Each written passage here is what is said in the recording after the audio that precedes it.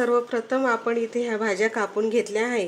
कांदा, टोमॅटो, कोथिंबीर, हिरवी मिरची आणि लसूण. तिला आपण तेल टाकूया कढईमध्ये. त्यानंतर 1 टीस्पून मोहरी टाकते. त्यानंतर लसूण, फ्रेशा मिरच्या, कापलेला कांदा. आता आपण कांदा छान परतून घेतलेला आहे. मसाले टाकूया. लाल मिरची पावडर, हळद आणि घरगुती मसाला आणि मीठ.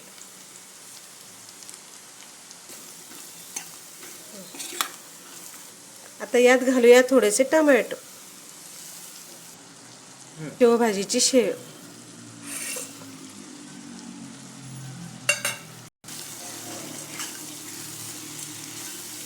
यात आपण टाकणार शेव भिजवण्यापुरता पाणी. आता टाकणार वरून थोडीशी कोथिंबीर.